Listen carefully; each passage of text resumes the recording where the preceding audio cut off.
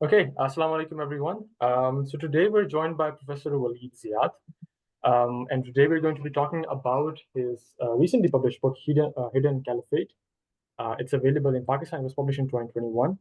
I'll introduce Professor Waleed Ziad, and then Professor Waleed Ziad is going to introduce the book to you. Professor Waleed Ziad is an associate professor of history at Georgetown University in Qatar.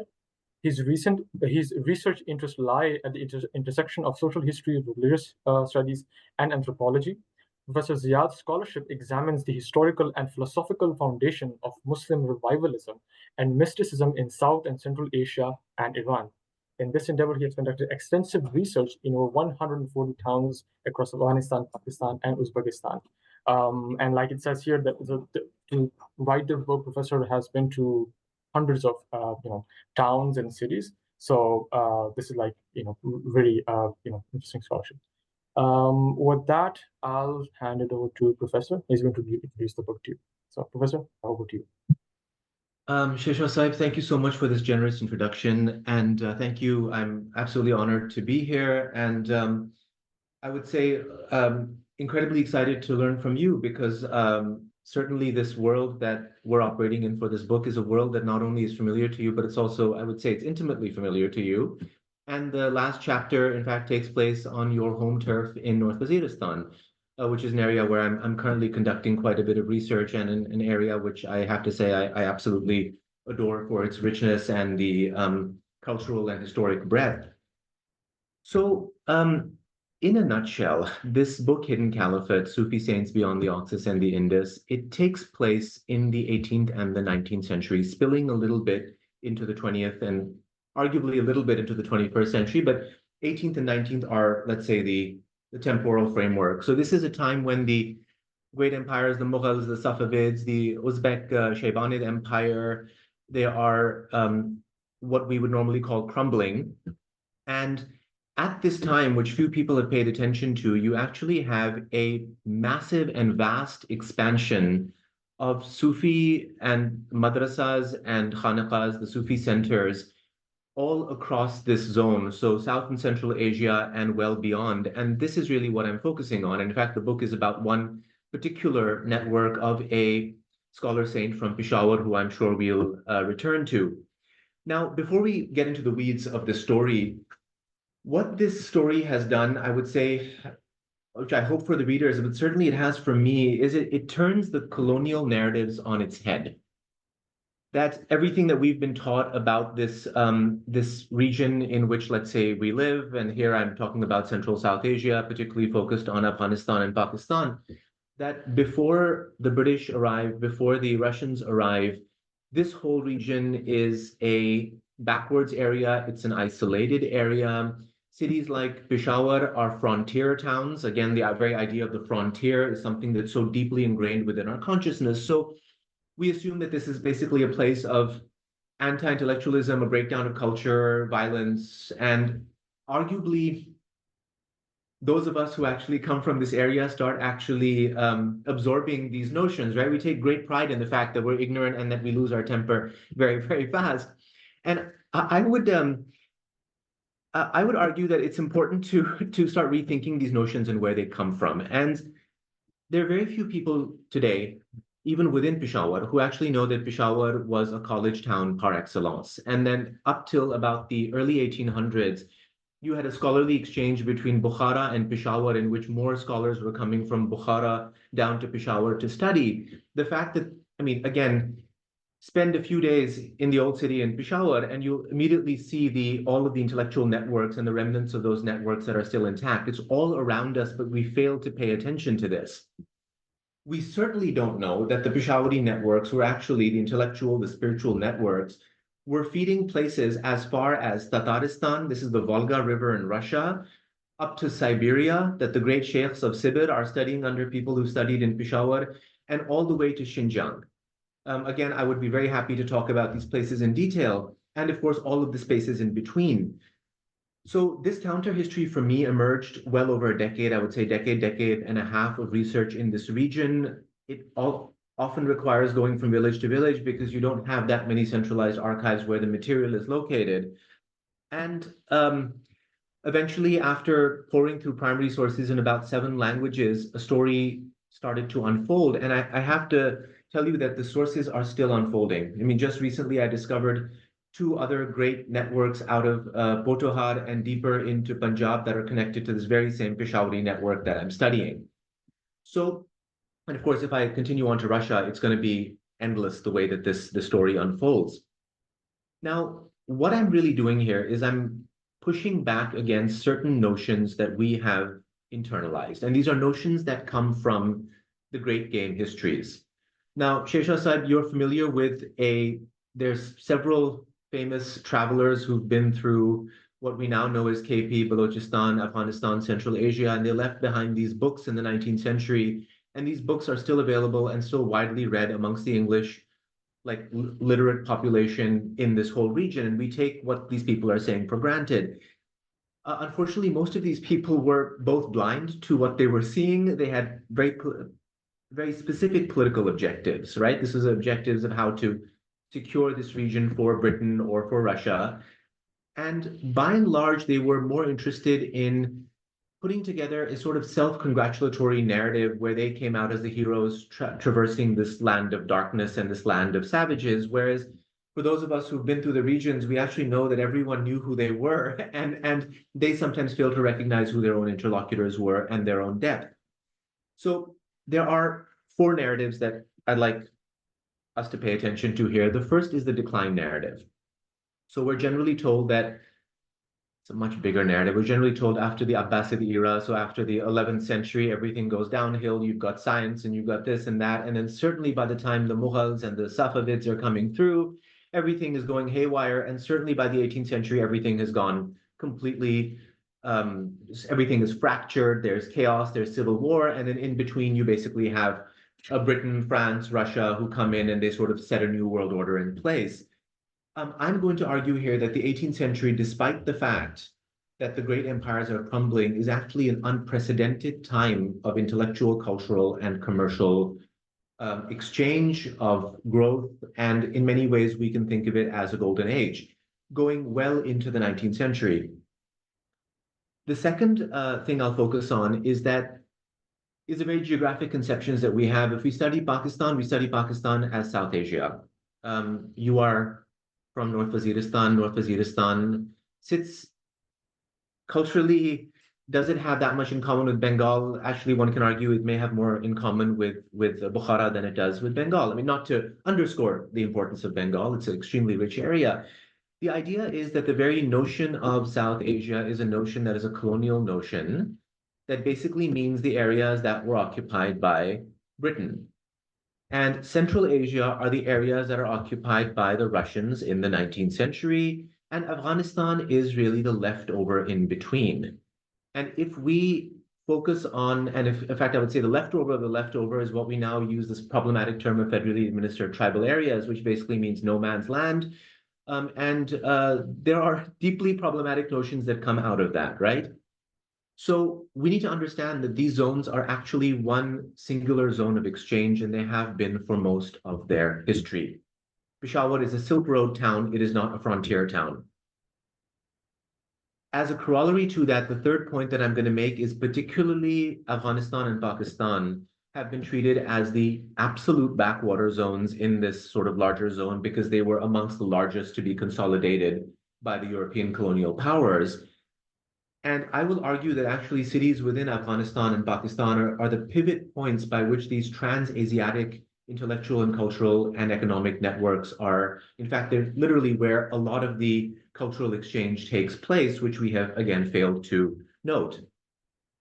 The last point I'm going to make right now is that we also have a notion that in the pre-modern Muslim world, that you've got the ulama, and the ulama, the religious scholars, are these generally conservative, backwards, kind of very sober group that are running the madrasas. And then you've got a bunch of Sufis, and your general understanding is that these are sort of free-spirited people who are taking drugs and dancing and so on and so forth. And these two worlds are quite separate. The big take-home point of this book is that actually the world of spiritual education and what you call the bookish education were one in the same And you could not be a Sufi without following the Sharia. You could not be a scholar of Sharia without being a Sufi. And the world of the mystics and the scholar was not just an integrated world, it was exactly the same world. So the same, your ulama of Peshawar, of Bukhara, were also writing the Sufi poetry. Your kings basically were paying homage both at the madrasas and the khanaqahs, which were often one singular institution.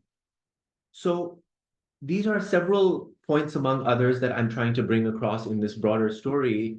And before I get deeper into the weeds, let me pass it on to you, and then you can kind of guide me through what interests you, and I would be happy to oblige. Right.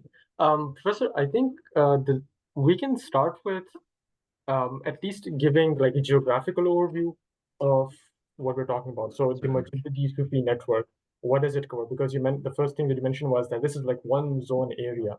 So I guess it'd be helpful to, maybe like, explain that what the geography we're talking about. What's the zone? All right. So first of all, it's important to note that from the earliest years of Islam, you actually have exchange that's happening all the way from Spain and Morocco to Bengal, and then later on by the 15th, 16th century to Indonesia. So their connectivity is one of the sort of perpetual realities of the broader Muslim world. Now, when it comes to the 18th century and the world that I'm looking at, I'm focusing on a particular Sufi silsila, a Sufi order, which again, I'd be happy to go into the details as to what it is, and it's known as the Naqshbandi Mujaddidi Silsila, or the Mujaddidis. Their early phases of, let's say, institutionalization are happening in what is today Uzbekistan in the city of Bukhara. And this is happening by about the 13th century. Of course, it goes all the way back to the obviously traces back to the Prophet, but let's say the time when these schools are being institutionalized. So Bukhara is a key node, then it sort of moves into what is today Afghanistan. And then by the 17th century, the core node, the center, becomes a city called Sirhind in North India, which is then in the Mughal Empire. Within Sirhind, there's a figure called Sheikh Ahmad Sirhindi, who is in the early 1600s, and I'd be happy to talk about him. His network within one generation, he has khalifas, or deputies in Istanbul. He's sending delegations to China. He's got delegations in Bukhara. He's got groups of, in fact, sets of schools in the Caucasus, in the Khoikhaf, and in fact, all across Iraq, really ending about in Egypt. So the zone that we're really talking about is a broader zone that actually expands from Bengal to China, into Russia, all the way to what we know as Bosnia. And this is the sort of the big zone of the Naqshbandi Mujaddidi order. Eventually, Indonesia is deeply influenced. The largest social organization today in Indonesia is partly based on the Mujadidi Sufi order. But the particular zone that I'm looking at in the book, because I didn't want to drown myself completely in a space that's too large, is a zone that centers around Peshawar, Kabul, Bukhara, so Pakistan, Afghanistan, Uzbekistan, flows into Kyrgyzstan and China on the east, flows into Russia towards the west, Siberia towards the north, and then down towards the Indian Ocean. Yep. First, another interesting thing, I think one of the interesting things that I read in the book was, and you mentioned this in the introduction, is that there were like, with the rise of this Mujaddidi network spanning across Central Asia, Afghanistan, Pakistan, South Asia, is that they present an alternative sovereignty, if that's the right way to say it. And so there are, so what happens after the what we call the Rashidun Caliphate is that there is this split of powers. So Yeah. and then we have like Muslims also inherit the Persian style of sovereignty. But I'll be interested in explaining if you could explain like what was the understanding of sovereignty that the Mujaddidis brought with themselves, because this was a time which was politically fragmented. But despite this political fragmentation, they had stabilized the region, and sustaining economic or human capital, etc. So, what was the sovereignty of the Mujaddidi Sufi network? Okay, so the idea that my book is centered around the hidden caliphate and the apparent caliphate. This is the Batini and the Zahiri Khilafat. Khilafat Batini, Khilafat Zahiri. This is a very old notion that really predates the Mujaddidis, and I'm going to talk about what the Mujaddidis really do in this. So, as you pointed out, after the time of the rightly guided caliphate, right? So the first four Khalifas or the first Imam, if you're in the Ithna Shari school, you have a breakdown of political power. Political power no longer ceases to be where spiritual authority resides. So the Umayyad caliphate does not wield spiritual authority. They are simply wielding political authority. So what ends up happening is you have a bifurcation of, on one hand, the kings and the court, and on the other hand, the group that we can call the Sufis and the ulema eventually, who are now providing basically a whole series of, let's say, moral and popular guidance for the people. Now, this is the Batini Zahiri Khilafat. Anyone who's familiar with the history in fact, the broader Islamic world knows this concept. It's not a new concept at all. The idea is that you've got all of these states, khanates, tribal states, all across, let's say, the Muslim world. And they, again, their main function is to provide, well, to do what kings do, to provide law and order. They've got armies and they provide basic security. That's really where their domain ends. Above them, because this is two-tiered, is the hidden caliphate, which is your broader category of the ulema.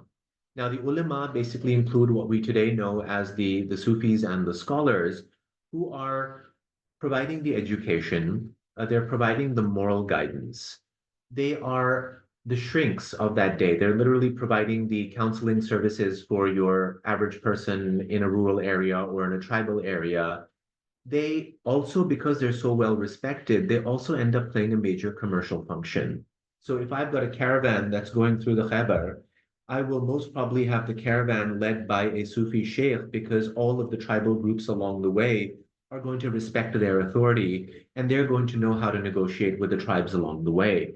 So they serve a commercial function. It goes even further. Eventually, in the world that we're looking at, in which the Mujaddidis become predominant, you have a breakdown of political power and you've got lots and lots of different political entities that are governing. At this time, the states, even the states that are fighting against each other, know that they require the Mujaddidi ulema in order to provide stability and exchange across a vast but really, really fractured environment. So if you are again traveling from Peshawar to Bukhara, you would, let's say, by about 1800, you're traveling between about 5 different sovereign states. All of those sovereign states are going to recognize that the Sufis are, especially the Mujaddidis here, are going to actually be providing an almost umbrella which keeps this whole world together. So they even end up using, and you'll notice this in the book, the Mujaddidis play a major role in transnational diplomacy.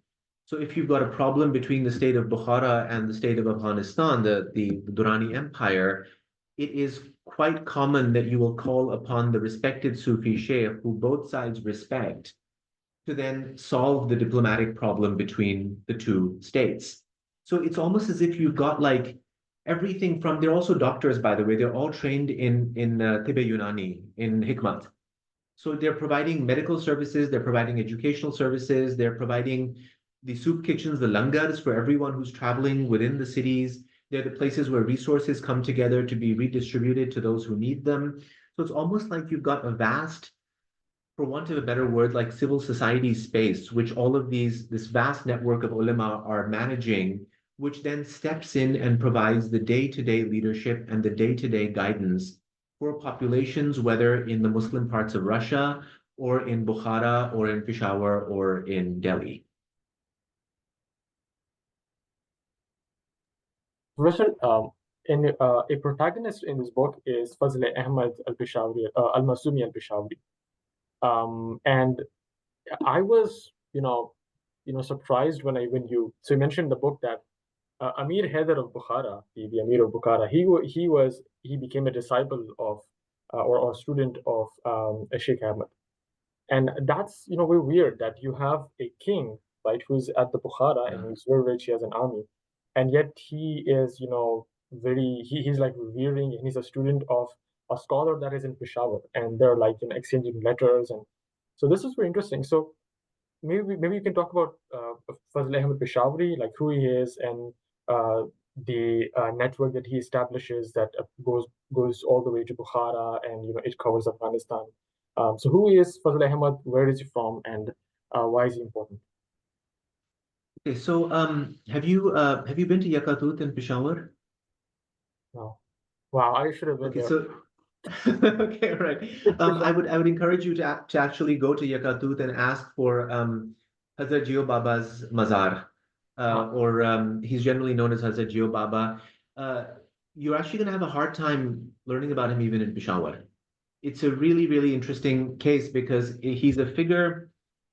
I'll step back a little bit. So my book is about the Mujadidi Sufis at large, who are a vast network that originally come out of Sirhind in North India in the early 1600s from a figure called Mujaddidi al-Fastani, who is Sheikh Ahmad Sirhindi or Imam Rabbani. He's kind of the founder of this broad network that goes, as I said, from China to Istanbul.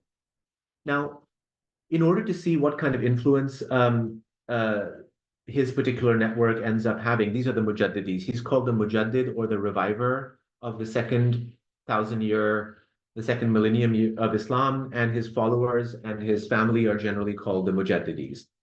And there are thousands of these networks of the madrasas, of the khanaqahs, the dargahs all across this vast region. Now, I focused on one particular sub-network of one figure who is this figure called Fazl Ahmad Masumi Peshawari. And it began actually, the late scholar Dr.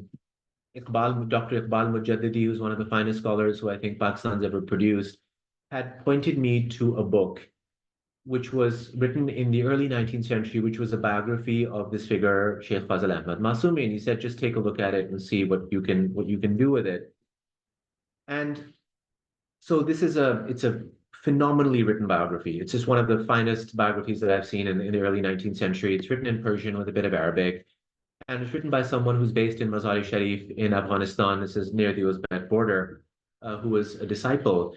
Now, basically, what we learn is from about this Sheikh Fazl Ahmad Peshawari, who's known as Hazrat Jio Sahib. He's born in Sirhind in 1752. So again, 1750 is where the story begins.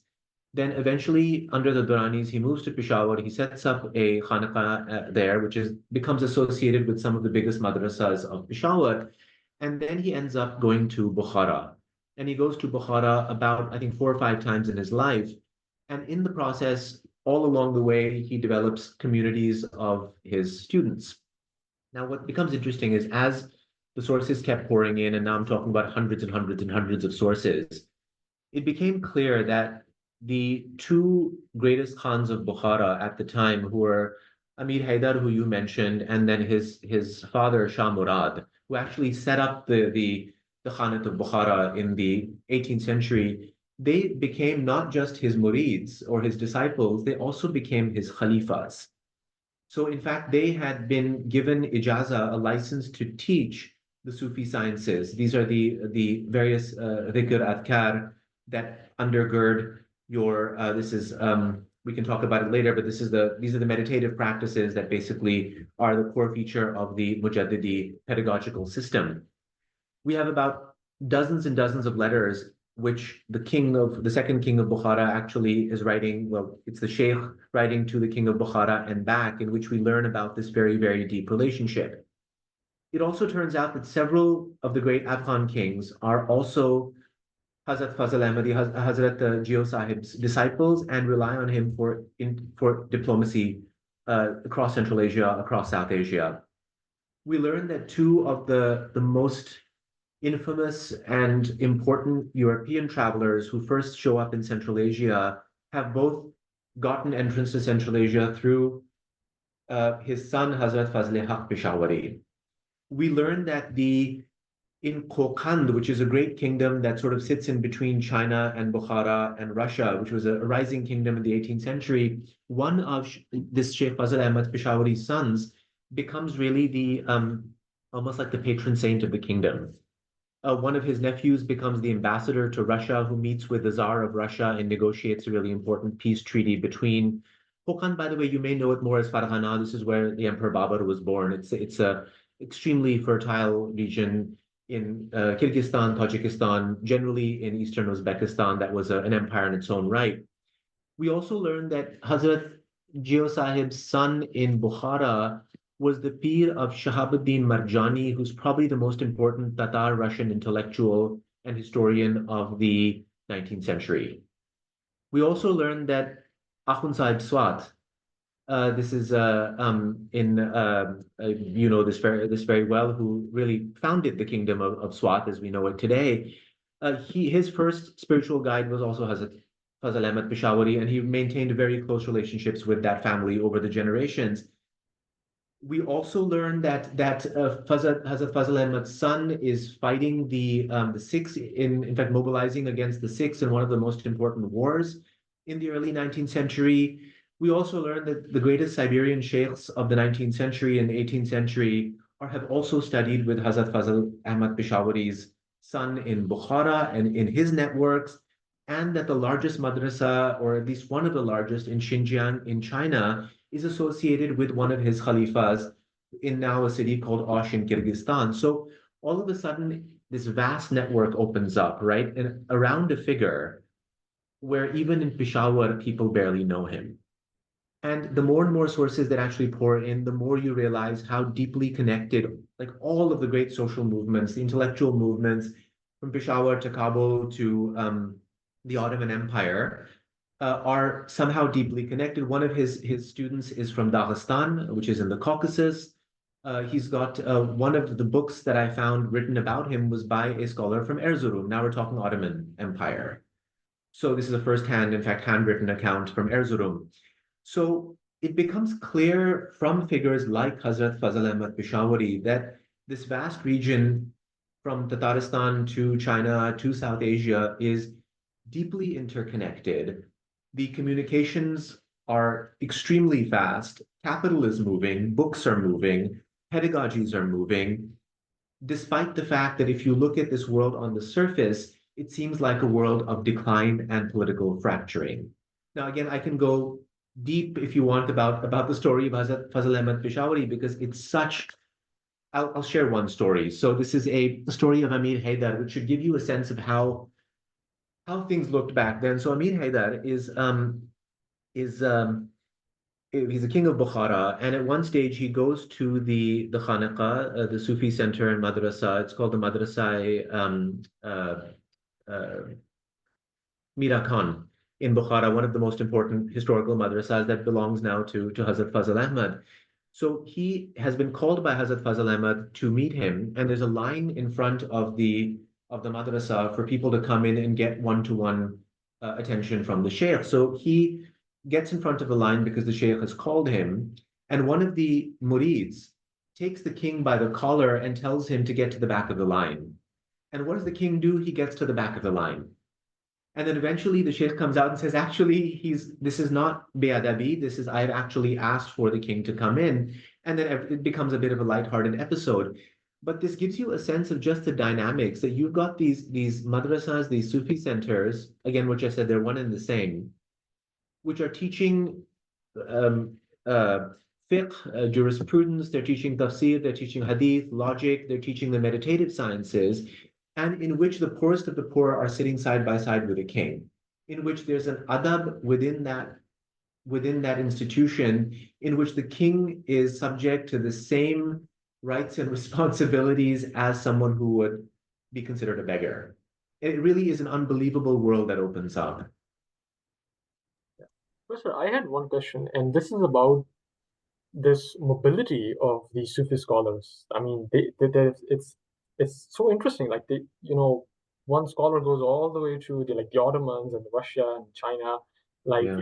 they are so mobile. And another interesting thing is that how they would act as like the intermediaries, or they, if there are caravans passing through Hyder Pass or Bolan Pass, they would be there with the caravans, and they would be the ones who would protect them from attacks. Because one of the things that I've perhaps told in schools is that when Aurangzeb, or if Mughals would want a safe passage from Kabul to India, they would like make deal with the tribal leaders because the tribes would attack the Yeah. caravan.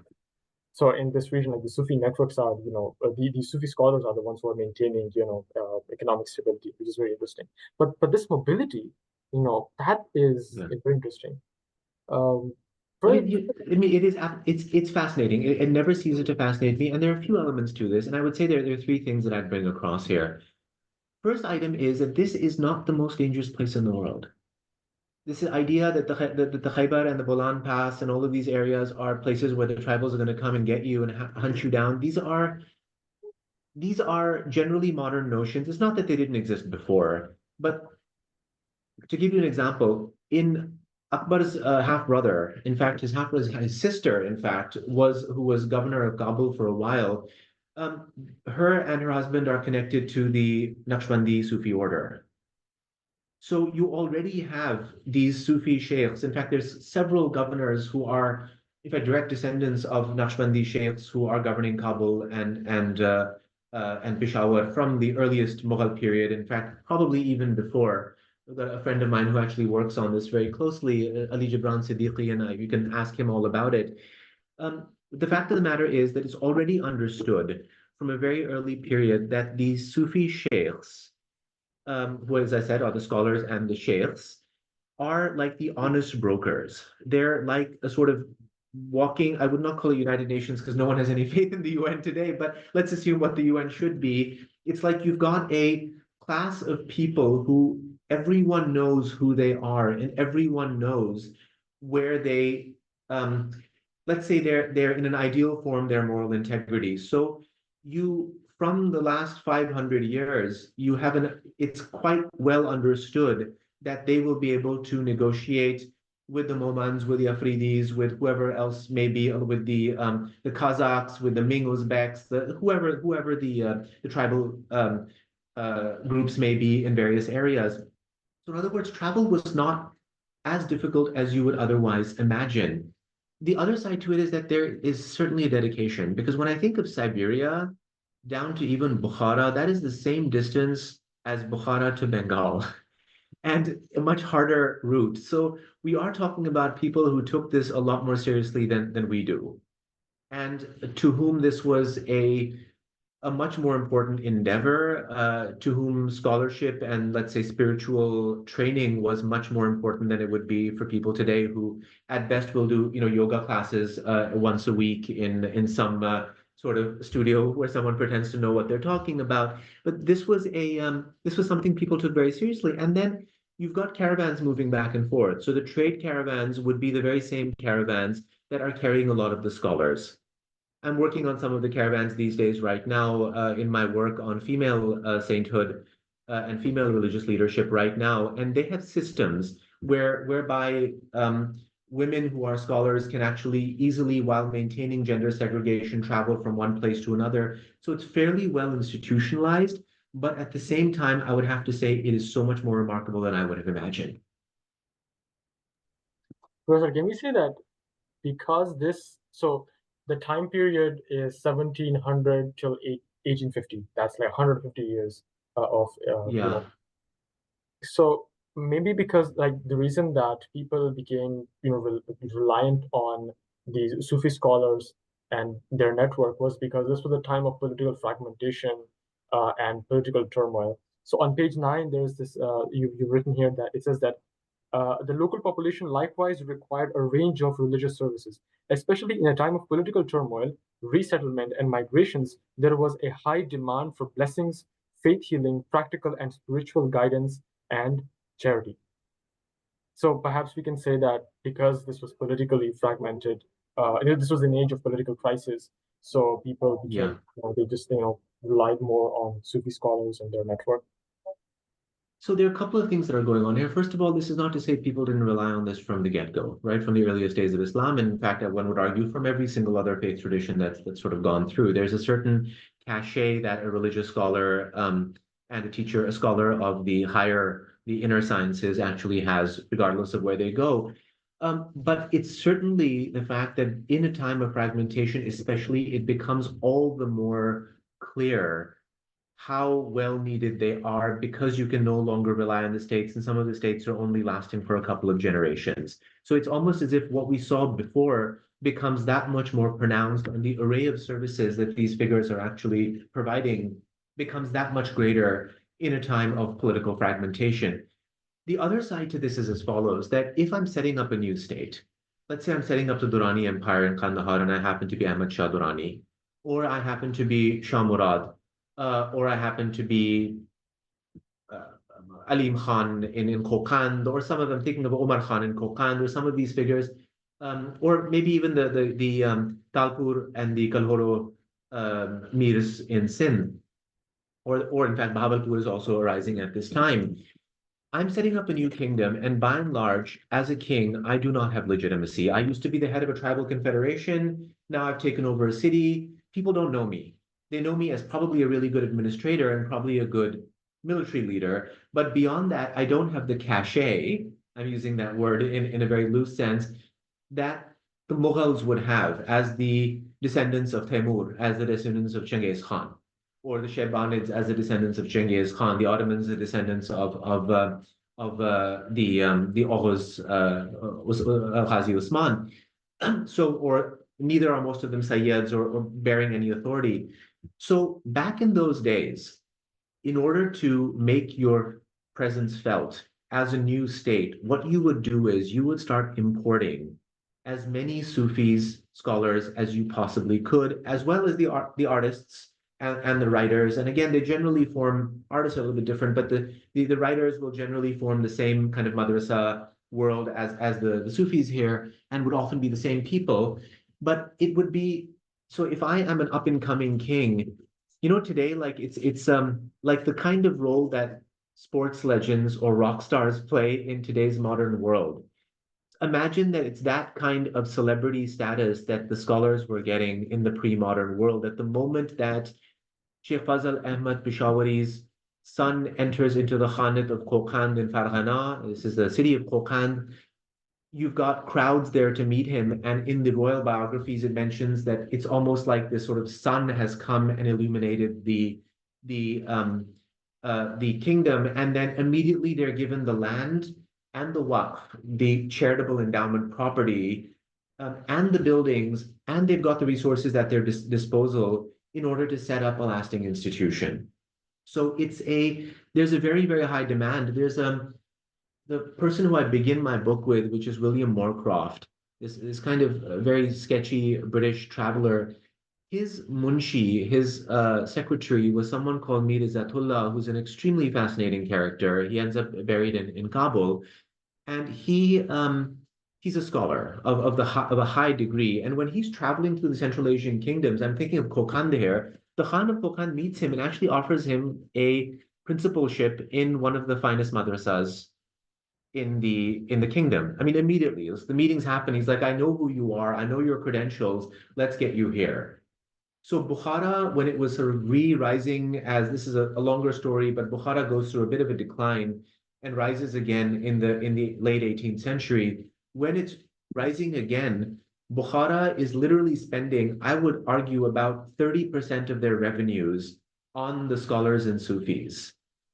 So you just have an array of people just coming through and now setting up shop. And in the last book that I'm writing right now, the great Sufi Sheikh of Kabul, Bibi Sahiba, who's this great female scholar Sheikh, she gets invited directly by Amir Haidar of Bukhara to visit Bukhara, and then her sons end up having debates in the court of Bukhara.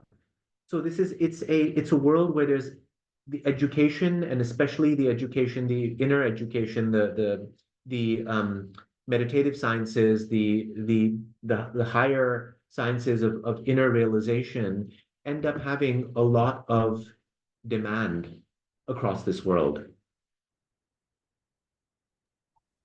Professor, if you talk about the Sufi, like the curriculum that the Sufi scholars are, train the students in. So what does that include? What are the things? Because you previously mentioned in another podcast that the Sufis, like Sufi Tasawwuf was actually a science. These were actually sciences, empirical sciences, and people have it's not a like a kind of random guy by the side of the road writing taweez and giving you a piece of string, as most people know it now, and telling you how to do black magic or how to take it away. I mean, this is a farcical representation, which I think most people have of the science of tasawwuf. So in the 18th century, if you were to live in Peshawar, I'll talk to you about Peshawar or Bukhara. Again, they're sister cities. They're deeply connected.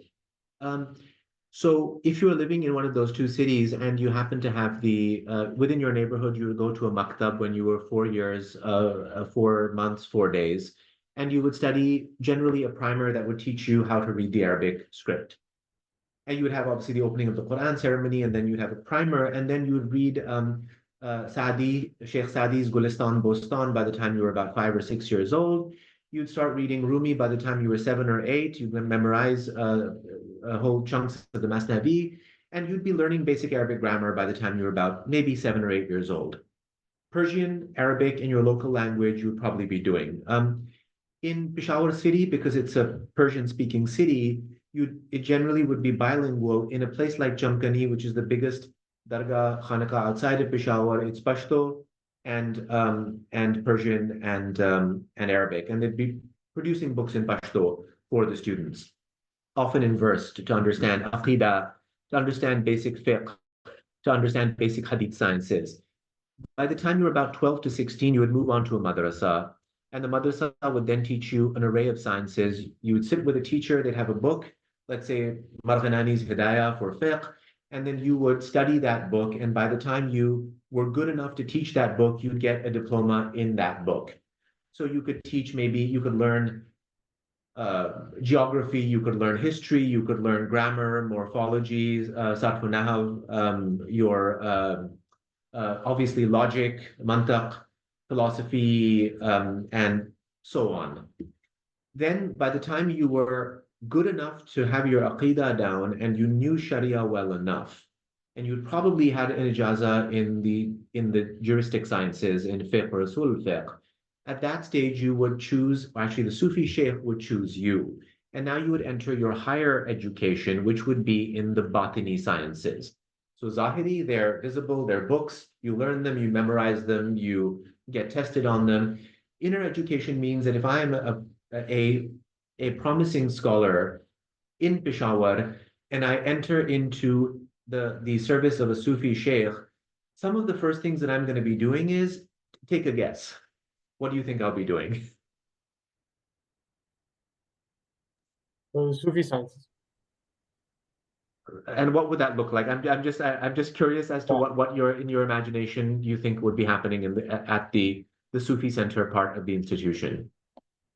Yeah, so from what I have read about the Sufi sciences, so I guess that meditations, because that's what I read in the book, so there'll be like repeated meditations at certain parts of the day. That's the rough idea that I have. So even beyond that, you're going to be asked to clean the shoes. You're going to be asked to serve the people, and you're going to be asked to actually, probably if you're lucky, to clean the stables. It's very common for a great scholar to come in and then study with a Sufi, and then they're basically told to clean the stables. So this is basically to now destroy your ego, because if you come into you're studying as a scholar and you come in with an ego, like someone, like most scholars today, and I'm not going to talk about myself here, but it basically means that if I come in and I am, let's say, full of myself and I don't have that maturity and that inner evenness of breath, and I study fiqh, I can easily be bought out. I can easily become what I often say in my lectures, I can easily become a blood-sucking lawyer. So the idea is that you would first be told to serve, because to be an abd, to be the servant of God, is the ultimate goal of humanity in the Sufi sciences. Then I would be given certain meditations and recitations that I would do, late night recitations, 40-day retreats, which would then work both on my physical body as well as my metaphysical body. In other words, I would be training, there's a whole system called the Ilm al-Lataif, which is certain centers of the metaphysical body that you do certain adhkar on that are mentioned in Quran and Hadith. And there's certain things which you can also develop almost to create extrasensory perceptions, like beyond the eyes, the ears, the everything else that we have. And through this, you basically begin a travel in the self, which brings you. Now, this is, you're actually not getting closer to God per se. This is very complicated, and I do not want a Naqshbandi scholar watching this to say that this guy is telling the untruth. But you have certain tajalliyat which pull you through certain, you have certain manifestations that pull you towards what we would call a God consciousness, where you're almost like traveling through different spheres of existence towards the divine essence, and then reaching a stage where you are getting some form of enlightenment to the point that when you get torn out of it, you come back really down to earth. So you are entirely a practical, sober individual who now has gone through certain enlightenment so that I have an evenness of breath, so that I have self-discipline, so that I have purged a lot of jealousy, a lot of ill thoughts. I've trained my inner self. And therefore, when I go to teach fiqh, or I go to teach grammar, or I go to teach hadith, I'm coming into it with a clean mirror, right? So you can't, I mean, we all know scholars of hadith who unfortunately may not be the nicest people in the world. In the pre-modern world, this would have been a problem. In other words, that it's really important if you're going to teach something as valuable as hadith, you have to go through the inner cleansing process to whatever degree you actually can. And then finally, you get diplomas in different Sufi sciences, in different sciences in Tasawwuf. And they are, and the precondition to it is that you have to know your Sharia and Aqidah, because Tasawwuf has to be grounded in Sharia, and Sharia in Tasawwuf, if even a hair's breadth you move away from Sunnah at the higher levels of Tasawwuf, it's considered a major problem, because the Sunnah is your ultimate guideline on behavior, how you sit, your softness of speech, your smile, your just overall behavior. And then eventually these, so in Peshawar, what's interesting is because it's a very big city. Now, in the case of Hazrat Jio Sahib Peshawari's Khanaqah, he actually, among his khalifas, among his deputies, are the biggest scholars of Peshawar at the time, who are generally scholars of fiqh. So what they will do is the moment Hazrat Fazal Ahmed Peshawari gets a student, he'll first send them to the madrasa. Okay, finish your madrasa education, or you'll have people who are in the madrasa who will eventually be told by the head of the madrasa. There's Hazrat Hafiz Daraz Peshawari, Muhammad Azim Peshawari. There's a whole group of these phenomenal, larger-than-life scholars at the time. They will then send for the higher sciences their students to Hazrat Fazal Ahmad, that now they are ready to actually do the internal sciences. So it's like the madrasas and the khanaqahs are working together. If I go to Farghana, to Hazrat Jio Sahib's son's madrasa and khanaqah, it's one institution with 4 quadrangles. One quadrangle is the madrasa, one quadrangle is the khanaqah. So it's one institution. In Bukhara, it's probably, the institution was destroyed in the early 20th century, but my guess is it would have been a couple of courtyards. It's a mosque with different areas that are designated for the teaching of different sciences. So it's a world that is deeply integrated, and it's a world in which the scholars who were studying under Hazrat Jio Sahib would, although they're teaching, let's say, tafsir and fiqh, and they have works even in Pashto, by the way, and in Persian on these sciences. Hafiz Daraz has a very famous, I think it's Mishkat Sharif, it's one of the big texts that he translates into Persian. So these great scholars are also constantly practicing the inner sciences. So a few hours a day, they're going to be practicing meditations and breath work, and given certain names of God and attributes of God to repeat in order to basically develop their inner selves perpetually. So this is the sort of breadth of the world that Peshawar, really, I mean, there are remnants of this world today as well. But you've got multiple, like dozens and dozens and dozens of institutions in Peshawar that are all interconnected. The students are going from one teacher to another. Right now, there's several of my colleagues and myself who are trying to map out the intellectual scene of Peshawar in the 18th and 19th centuries. In fact, there's someone right now who's actually producing a map of where all of the institutions were and who the big figures are. And it's an extremely rich world that's also deeply connected to the world of cities like Kabul and Bukhara. Yeah. Professor, another question that I had, and this is related to what I asked earlier about the mobility. It's like, how was this knowledge able to, I mean, with its depth and breadth, how was it like able to move such like vast regions, and like there is this intelligibility that a scholar Yeah. in Bukhara and another in Dera Ismail Khan or somewhere else, like they're part of one whole world, like one single world, and they can understand Yeah. one. So that's like another fascinating aspect of this Sufi network that had ruled the world, suddenly, yeah, all the regions. Yeah, I mean, this is partly to do with the fact that Arabic and Persian are the lingua franca. So if you're part of the scholarly class and you're part of the literate class, that you will most certainly have Arabic and Persian. And even if you happen to be even thinking of Kabul today, you've got taxi drivers who are going to quote Divan Hafiz for you. So, the famous stories, again, correct me if I'm wrong, is it Ghalib or who is it who's lost his verses? And there's people like beggars on the street who know his verses. And so it's a world in which you do, these things they're intelligible. And you've already through the medium of poetry, initially, of course, the Arabic ghazal genre, eventually the Persian genre, then, of course, you've got the genre in Pashto, then you've got it in the Turkey languages, in Chagatai and Uyghur, eventually, certainly in Urdu, in Sindhi, Punjabi, of course, and so on, Bengali, that you've got the large concepts or the more delicate concepts are already second nature to a lot of people because they have been circulating in the form of poetry that, keep in mind, is the highest art form, right? It literally is the art form in which you, whether you're a king or whatever you are, in which you express yourself and you show your maharat in, right? That basically I'm able to translate these concepts into something that is pithy, something that is actually intelligible, something that has layers of meaning. So ultimately, the broader concepts uh, of unsiyat with the divine, the love of the prophet, these sorts of things are very well known by everyone. You've also had Sufi Salasil here in this region for a very, very long time.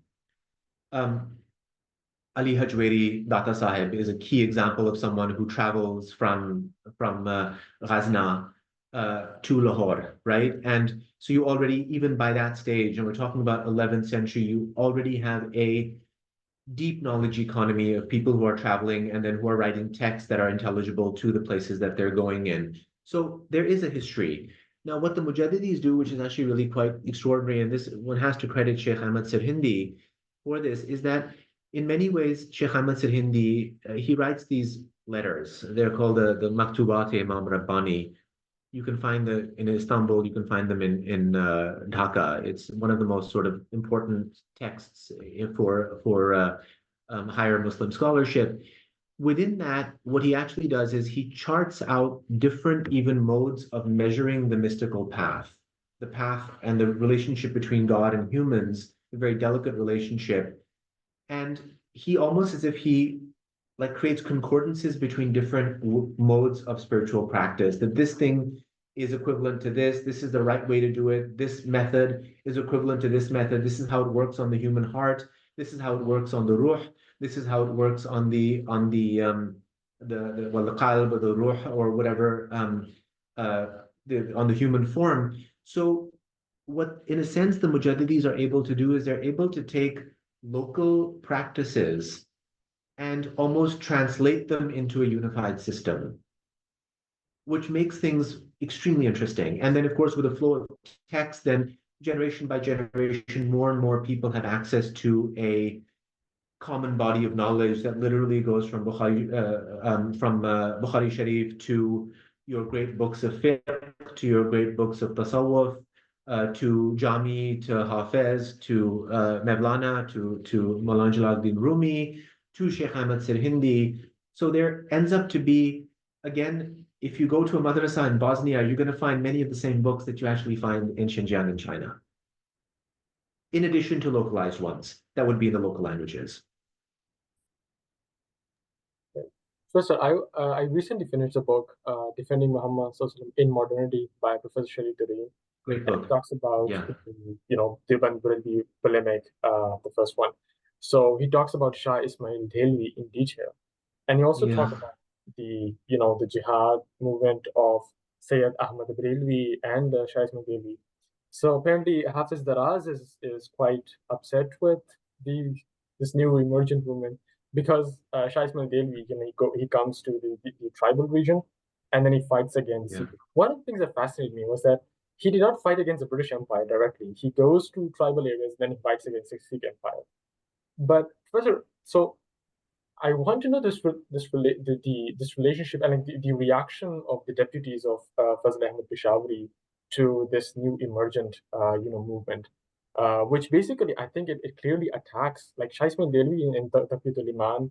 He clearly attacks the whatever the Sufi scholars are doing with their khanqahs and the way that they're training. So what was the reaction of the deputies of Fazl Ahmed Peshawari to this jihadi movement? This is one of the most fascinating movements ever, and one of the most fascinating moments because it's so much more complicated than we imagine it to be. And I'm right now going to be working with my good friend Kashifuddin Chauhan. We're actually expanding this further because there are more sources that have come to light here. But the broader story we're told, actually, let me mention the sort of broader story. Some parts of it were told and were not told. So Sayyid Ahmad of Raebareli is coming from the town of Raebareli. His family is affiliated with, I think, Sheikh Alamuddin, who's a Naqshbandi Mujadidi Sheikh. So he's actually got a background in the Naqshbandi Mujadidi silsila. And then he ends up getting ijaza in the three other big, the Sohrawardi, the Chishti, and the Qadri Salasil. Now, at a certain level, he's obviously extremely talented, and he comes under the tutelage of one of Shah Waliullah Dahlawi, Rahmatullah, his grandsons, who is Shah Ismail Dahlawi, who you just mentioned right now, who's an odd figure because he's not entirely in line with his father and his grandfather's vision, although, of course, inspired by it. So they start gathering followers across North India, and to cut a long story short, one of their issues is that the lengthy process of the madrasas and the khaniqahs is complicating something that should not be that complicated. And he develops a system of Sufi training that seems to give people some form of like wajd or some form of like an experiential kind of thing within a matter of 1 to 2 days. So he goes like in 1 to 2 days, he sets up khalifas and he does these adhkar. And for some odd reason, people get really, really taken by it. He's got a method and a system that seems to, for people like myself who are postmodern children who have trouble with 15 20 years of inner education, this would have been wonderful. Oh my God, in 2 days I'm seeing stuff. So he gathers a lot of disciples, and he's got a really sort of fast moving network. And then eventually, the story, he goes to Hajj, he comes back, and he has a vision at a certain stage that he will do a jihad against, it's ambiguous against who, but generally against the Sikhs. He comes through Sindh. Pir Pagara, Sibghatullah Rashidi al-Awwal becomes his follower initially, sends soldiers with him who become the Hur of a force in Sindh. Eventually, they end up not fighting. That's a side story. He comes through Sindh, Kandahar, and then he goes to Kabul, and then he ends up in the Peshawar Valley. Now, in Peshawar Valley, what's rather interesting is that he is initially, as he's traveling, he is treated differently by different people. Several of the Sardars of Kandahar are suspicious. Who is this guy with an army of disciples who's coming through our land? What's going on? The Sardars in Peshawar are a little bit cautious because they have just negotiated peace with the Sikhs who are otherwise going to overrun Peshawar, who just allowed the Barakzai Sardars to keep Peshawar at least like under their control while the Sikhs are consolidating their rule across the Hazara Belt and what we now know as Eastern KP. But several people are actually rather excited, and several of the scholars, including the Mujadidi scholars, are rather excited by what they're seeing because this is a person who's clearly charismatic and he's got a vision. And technically, he's not opposed to Tasawwuf because he comes from actually a bit of a Sufi background. But not a bit of, he is a Sufi sheikh in many ways, but with a slight twist. Over time, what starts happening is that people start realizing that within his theology, and I'm making a big story short, I can go into details of all of these things. He is relying on the principle of takfir, in which he's basically claiming that there are practices that are happening within Khyber Pakhtunkhwa, within the Peshawar Valley, that are not legitimate practices according to his interpretation of fiqh, and people are worshiping shrines. People are giving alms in the names of, for example, Abdul Qadir Jilani or other saints. And there are things that are happening which are bordering on kufr. And what he starts doing is that he starts basically claiming that lots and lots of Muslims are kafir. and using that as an excuse to start actually expanding his writ into regions which are not supporting him. This becomes deeply problematic because in Hanafi fiqh, if you declare a Muslim who's calling himself a Muslim a kafir, you do takfir, it actually renders you a kafir. Like it's something that you simply do not do. If, two people, one person were to claim that another person is a kafir and the other person says no, I believe in God and that Muhammad is the messenger of God, that's the end. Your case is closed. Again, I'm making a long story very simple here. So he starts running into a lot of problems, and then what ends up happening is eventually he takes his army and he occupies Peshawar. And of course, you can imagine the Sardars are wondering, who is this guy? He's calling himself Amir al-Mu'mineen, and this is a new form of authority. And this guy has now waged war against a bunch of people who are Muslims. So his core enemies at that time are other Muslims. The side of the story that we don't hear is that a lot of the ulama, some of whom supported him initially, recognize that what he is doing and his claims are not legitimate according to Hanafi fiqh. And because the Mujaddidis are the core sort of scholars who are the kind of the caretakers of the Hanafi jurisprudence tradition, what they start doing is they issue actually declarations and fatwas and polemical manuals, basically saying that these are the points in which Shah Ismail and Sayyid Ahmad of Rai Bareli are completely off point. And the biggest point that they make is that they are claiming that in the shrines, people are worshiping the saints, but people aren't worshiping the saints. The concept of wasila is built into your aqidah. Sorry, actually, this is a little bit deeper. It's built into your theology, and therefore, no one is thinking that the saint has power aside from God. They're all saying that this person is a servant of God, and therefore the power is coming from God. So you're praying towards God, not to the saint. So a lot of what they're arguing is that Sayyid Ahmad and Shah Ismail are misunderstanding the very nature of the faith of the people who they are critiquing. And ultimately, the bigger thing is that he has set up a state now that does not really have legitimacy.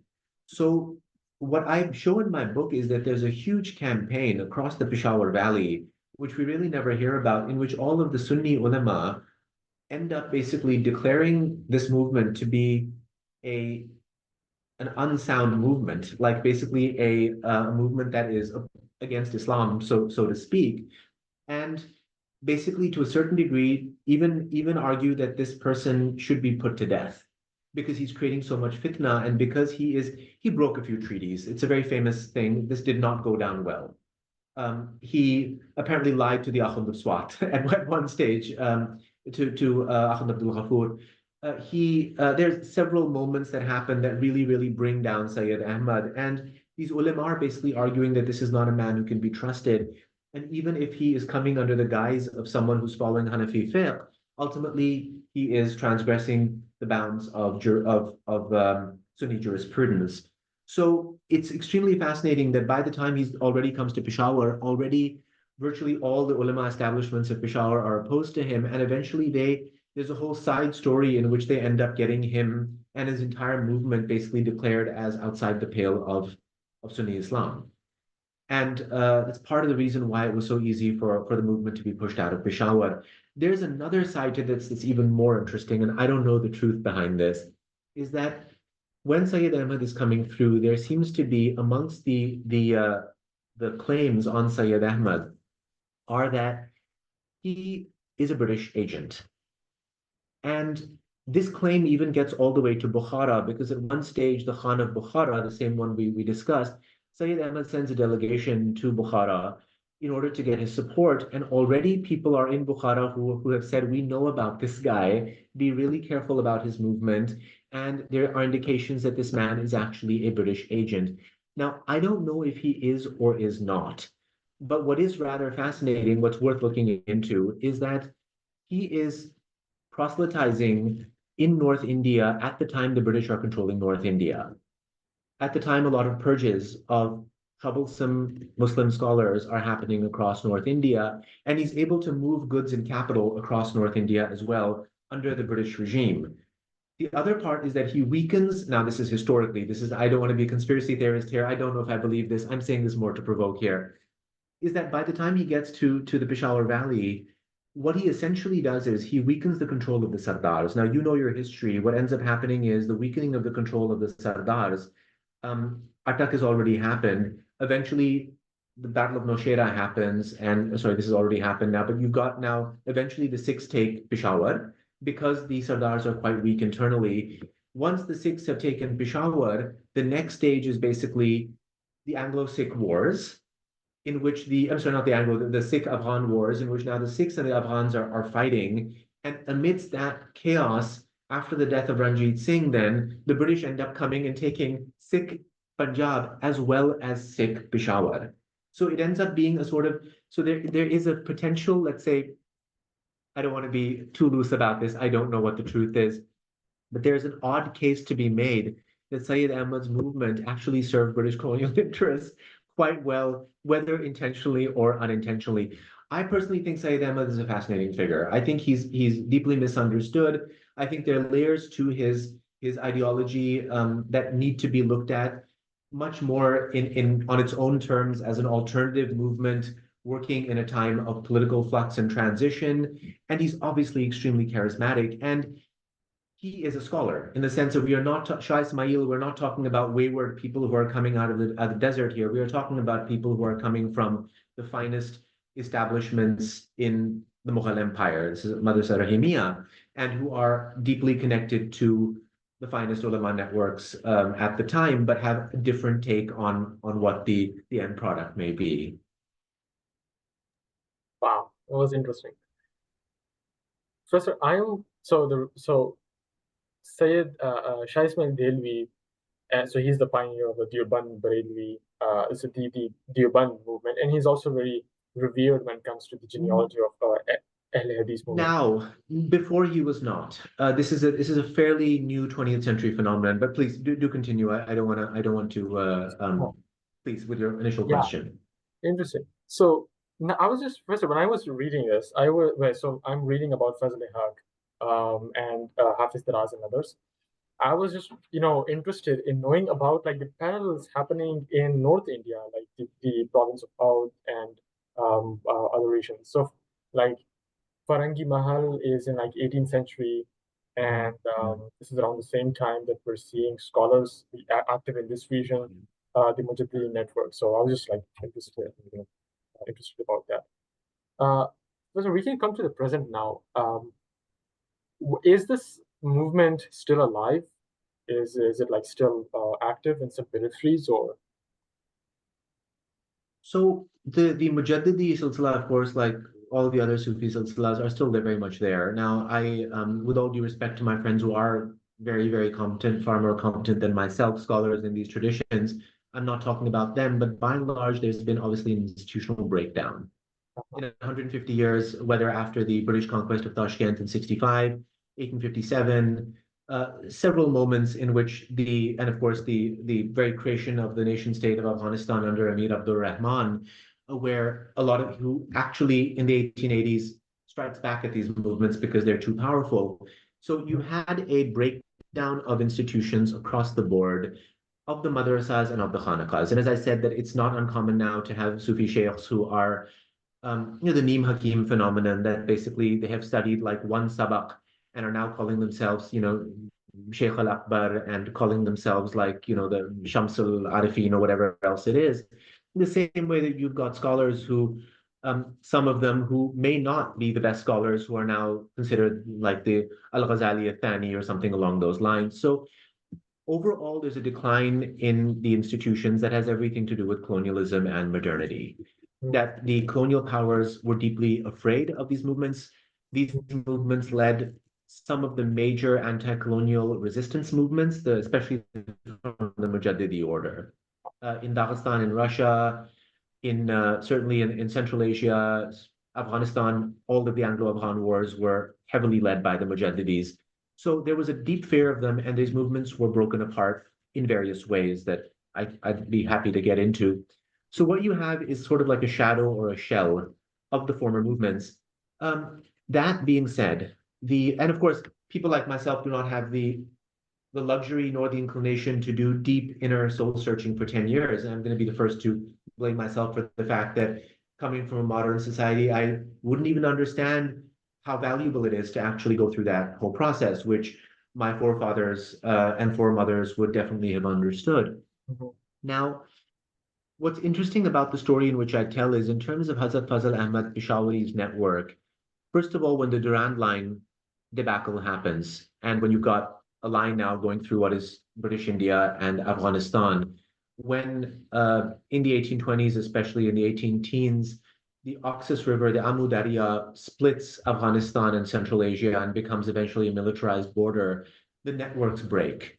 And then over the course of time, there are various like histories of each of the sub Khanaqahs and madrasas have of their own. Some of them are very interesting histories, but they generally go through a period of decline.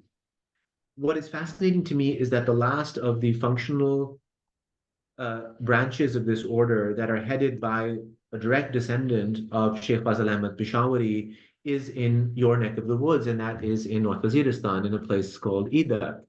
Yeah. And this is an extremely interesting point because what we would consider to be in the popular consciousness a no man's land, right? And the last sort of non-governable zone between Russian and British spheres of influence and the literally the frontiers of British civilizing mission. Interestingly, for this old world ends up to be a place of freedom. It ends up to be a place where, despite everything that's happening in Delhi and in Tashkent and all of the other sort of more modernizing areas, that you could actually have the subsistence of old world authority, obviously gone through changes. To say it's old world is a lie because the world is changing, but you could still have a functional network that's serving those spiritual, the diplomatic functions, the functions of guidance. And you have this figure who my book ends with, who is Hazrat Abdullah Jan Faruqi, who is generally based in Malakan in again what is then Greater Swat. And he, at a certain stage, comes to North Waziristan and he sets up his major Khanaqah in North Waziristan. He is initially a member of the Khudai Khidmatgar movement prior to independence. He's a very, very interesting history. He's a school teacher. In fact, we even have his school teaching textbooks that he wrote by hand, teaching people and children how to read. And he eventually becomes a rather staunch kind of mobilizer against sort of socialism that's coming in, against extremism, a huge, huge figure against extremism coming into the area, against takfirism coming into the area. And functioning in Waziristan from about like, let's say 50s and Malakan from 50s to about the early 2000s, he has two publishing houses that he's running. He's writing books in 4 different languages on history, on tasawwuf, poetry in Pashto, in Arabic, in Persian, and in Urdu. Some of it is actually nationalist poetry for not just the Pakistan government, but for the Afghanistan government and for the state of Swat, which is fascinating because you've got multiple identities that coexist. And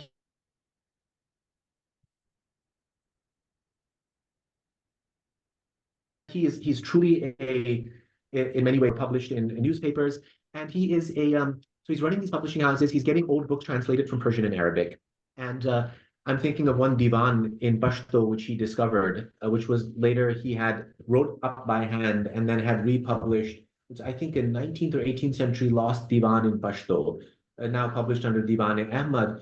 So now all of this stuff is happening at a time when Waziristan is going through hell, right? So it's basically, I mean, he is functioning, leading this dargah. He has 80 khalifas who are scholars in their own right, who are all across the tribal areas on both sides of the border. A lot of them actually is a deep connection to your tribe, as a matter of fact, to the Dawars, because that is the sort of core population that I think initially settled him in Idak. And what emerges out of this is literally what I think is a parallel history of this region that needs to be told. Because when it comes to Waziristan, when it comes to Fatah at large, I would say not even virtually every, and you can correct me if I'm wrong, you're closer to this. I would say that every single thing that has been written about this region has come from the outsider, securitized colonial inflected perspective of we are entering into the heart again of darkness, right? That racialized thing of the place of the wild, those wild Pakhtun tribes and their Kalashnikovs. Now, so I would actually, so what I'm doing right now is I'm working with the descendants and the followers of Hazrat Abdullah Jan Farooqi to do an archival project to centralize all of the materials in his library and all of his private notes, literally down to his receipts for purchase of bread, and his writing down the names of what names children should be given when people are coming to him and asking him advice. I mean, it is down to the core, up to, of course, works on theology and fiqh, and works on Quranic exegesis. And we've got thousands of pages of his letters, of his notes that we are archiving and digitizing. And my hope is that this can give us a window into literally an internal perspective of a very, very different world and a very rich world that's functioning. And also, to be quite honest, how it functions over the course of the Soviet-Afghan War, how it functions over the 1990s, and how it functions in the post 9/11 world is I mean, to me, it's mind-blowing to see like what kind of things that this individual was doing in this particular region. And I think that this is I've written a little bit about this figure in the conclusion of my book, in which it's very clear that some of the old pedagogies, the old practices, um, the old spiritual practices are very much intact within his network. And but beyond that, I feel there's another story to be told of the sort of the social transformations and intellectual transformations that are happening in this area over the course of this last 50, 60 years, 70 years, in which Obama called North Waziristan deeply problematically as the most dangerous place in the world, which I'm sorry, but feeds into every single colonial notion of the end of the world and the domain of barbarity and of a group of people who are only inclined towards violence and only have been inclined towards violence. And again, I'm not saying that the violence is not a real part of the story at all. It's definitely a part of the story. And mobilizing tribes and mobilizing war is part and parcel of that story, but it exists within a much, much bigger, much richer framework. Yeah. Professor, I was in a library. There's this famous library in Peshawar. So I went there and I got this book. I think the title was History of KP, or History of. It was written by a local Peshawari scholar Yeah. from Peshawar University. And so when I open the content, so it says what the Greeks thought about this area, and then it talks about what this people talked about, and then it goes on to talk about what the British thought about it. So again, it's really like surface level, what the like we're perceiving ourselves through the lens of the others, and especially if I look at the history of Pashtuns through the history of what British officer thought of these people, then that gives me a different perspective as opposed to reading this book, which gives a perspective through the lens of the scholars who lived in that region. Yeah. So the colonial, like what you said, is very important. Like this colonial demarcation and of this geography and telling the story of this region through colonial idioms. I think that's it's still really prevalent, in Peshawar. So. I mean, the point that I would make to this is that I always tell my students, and I keep repeating this all the time, that if you're going to write a history of this region, do not read the gazetteers. Do not read the British sources because they're so powerful that they end up defining your narrative. You'll already almost like plant a little seed, which then ends up reproducing the narrative of this tribe hates this tribe, and this is the leader, and this is what he does, and this is the weapon, and they use the Jazile rifle, and again, not to say the tribes aren't there. I mean, we all belong to those tribes, but it's again, it's a very, very I would say myopic view of it. I think ultimately in this book that I'm writing right now, and I'm going to give a shout out to this, that I discovered over the course of my research that the two biggest religious networks in the Durrani Afghan Empire, one based around Kabul, one based around Kabul and Kandahar, one based around Peshawar, were actually female-led as of 1800. And these are one of the great Bibis ends up inheriting about 30,000 to 40,000 acres of property that undergirds her particular network. And they are larger than life figures. and their networks are going from one of them goes all the way through sort of Kohistan, Dir, in fact, up to borders on Kafiristan and down to Chitral, all the way down to sort of Bannu. Another of the networks is literally going from Xinjiang in China all the way to the Arabian Sea, based on a Sufi center in Kabul, of whose Khalifa Awal in the latter 18th century was a Bibi Sahiba Kalan, Bibi Sahiba the Great. She was Bibi Amat al-Masum. Now, what I discovered starting from with these sort of figures as the starting point in my story is that you have a whole parallel story of female-led religious institutions, and virtually all of the major religious institutions prior to the modern period have some form of female leadership, to the point there's so much information that's coming out that I've been telling my friends and associates to stop giving me information now. And the story that I'm telling in this begins exactly the same time, 1750, with the story of Bibi Sahiba Kalan, who is she's buried in Mazar-e Sharif, by the way, which is the most important sacred site in Central Asia. And the murids who are burying, the people who are burying her are the murids of Hazrat Fazil Ahmad Peshawari. It's a very, very interesting connected story. And she's buried there, and she's given the saint's burial under the second dome of the most important sacred complex in Central Asia. And she is traveling across Sindh, across Balochistan, and her, again, we're not talking about this sort of like, random lady living in a backwater town. Her Pir Bhais, like the ones she's responsible for ultimately as the first of the Khalifas, are actually the greatest scholars of the late Mughal Empire, the western side of the great Mughal Empire.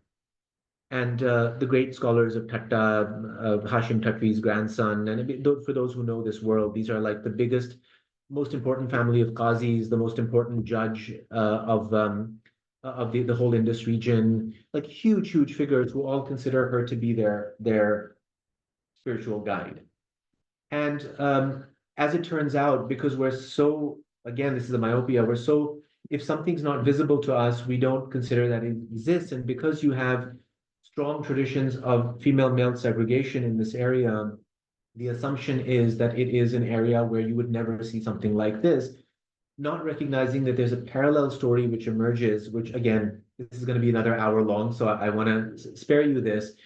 For a very particular reason, this belt, which we generally call it's Farsi-bound cities, but a Pakhtun belt, tends to have a much higher tradition of female religious leadership and training women in the same, like as Hufaz, as the scholars of fiqh, and then as the scholars of tasawwuf, who then guide women as well as men while keeping complete gender segregation.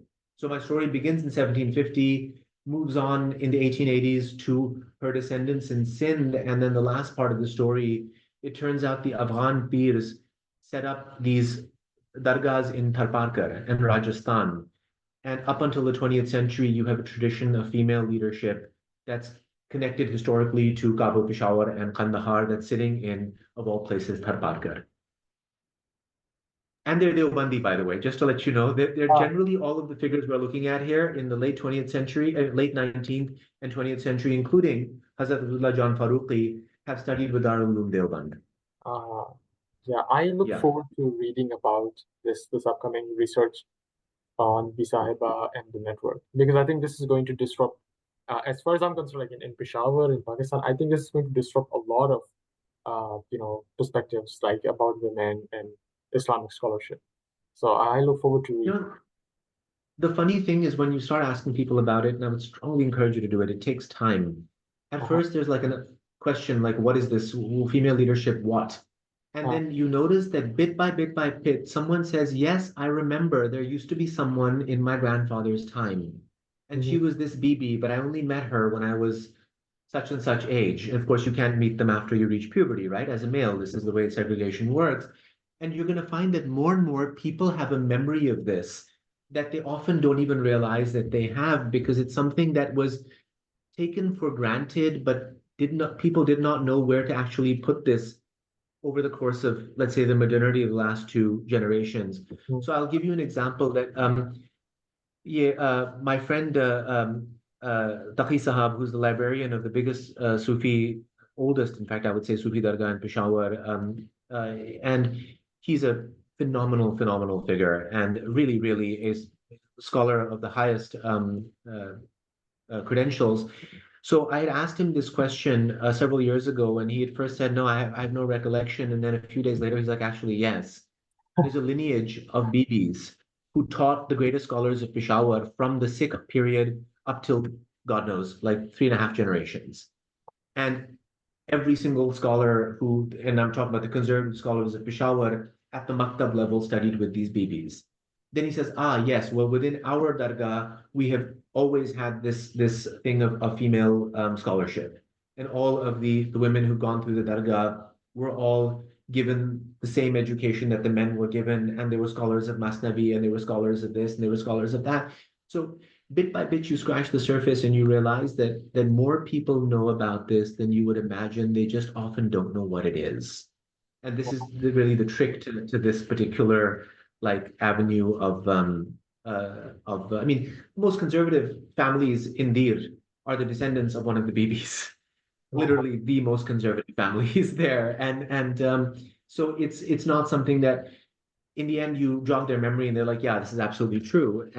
But they often don't even know that they remember this. Right.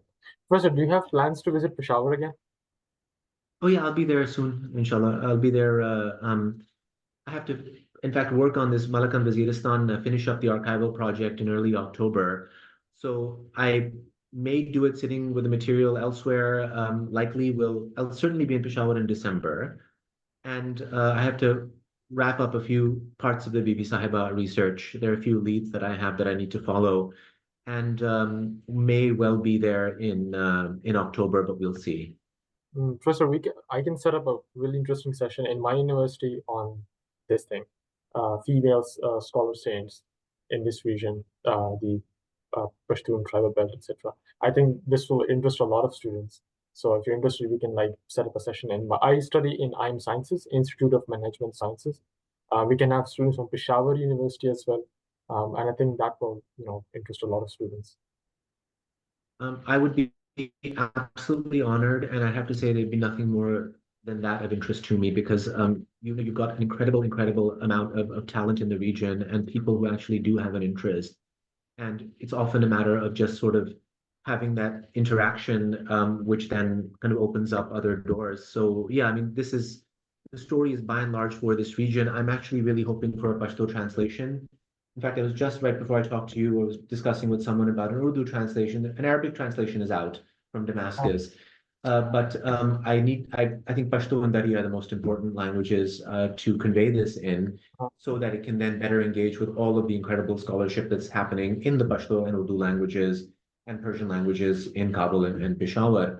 Yeah. So and we're building networks of scholars, and I have to say that it's a joy working in this part of the world because there's so many good people, generous people across the board in the broader sort of KP Kabul region.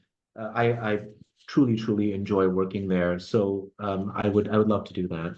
Yeah, because Professor, I was discussing this book with a professor in my university. We usually talk about these type of books, and she was fascinated. So I showed her your research on this region, Bibi Sahiba, and the female scholars, and so she really looks forward to the session, and so she's going to organize everything.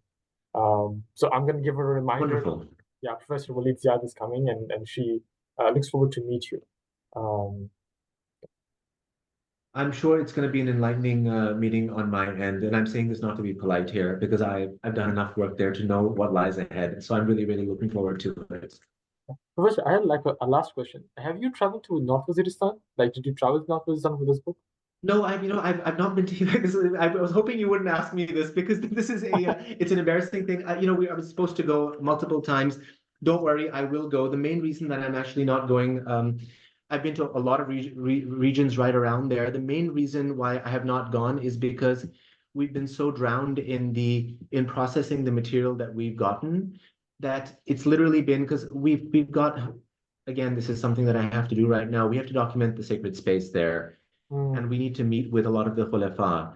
So again, it's I was hoping you wouldn't ask me that, but but it's happening very, very soon. And the main reasons are just having my hands tied too much with the other projects. And I keep saying inshallah, inshallah to everyone who invites me. And I'm dying to actually head out there. But the problem is when you've got one project on your hands, then when the other one opens up, there's so many other avenues that it ends up sort of drowning you, and your mind just gets completely derailed into another direction. I'm actually seriously thinking of doing a study on Hazrat Abdullah Jan Farooqi, a sort of micro-history of North Waziristan, next based on his life story, which is an extremely rich story, and that'll, I hope, inshallah, mean that I'm going to be spending a lot of time there. Yeah, first, it'll be an honor to host you in Uzbekistan for my. So whenever you decide, it'll be a great honor to host you. I want to show you Razmak and South Waziristan as well. That's more green, and also Wonderful. like plenty of other Wonderful. places that we can travel to. So just do let me know whenever you decide to go to Waziristan. There are plenty of places that we can visit, inshallah. I mean, there's so many places I want to visit there. Like the map is there in my head right now. So I can't wait to do that. Also, a good friend of mine who's a sheikh had offered me to digitize a library of about I think 300-400 cassette tapes of the Pirs of Ana, of their oral histories. Again, this is about things that I literally have that thing at my disposal, and my friend keeps saying, "When are you going to pick it up?" And because of the various things on my plate, I'm holding off until I'm going to get the space to do it. So. Yeah, the Mullah Paiwand network is extremely, extremely fascinating to me, and to sort of tell that story, not from the British colonial perspective, but really from a branch of Akhund Swat Silsila, Hazrat Najmuddin Hada Sahib. I've been onto the tribal areas on the other side of the border quite a bit, just not so much on your side, unfortunately, and with many apologies. Yeah, it'll be interesting to have you in Peshawar in December, and I really look forward to meet you. So I guess we can end the session here. These are all the questions that I had. It was a wonderful session, Professor. Thank you for your time. For audience in Pakistan, this is available. This is published by Sangeemil. It's available at an affordable price, and so the link is in the description. You can check that out. Also, if you're interested, do check out the Instagram account of Professor Waleed Ziad. He posts really nice picture from time to time where he travels. And so you can check out the other essays and this book as well. So first, I'll end the session right here. Thank you for joining. Okay. Hello, Aman. Thank you so much. So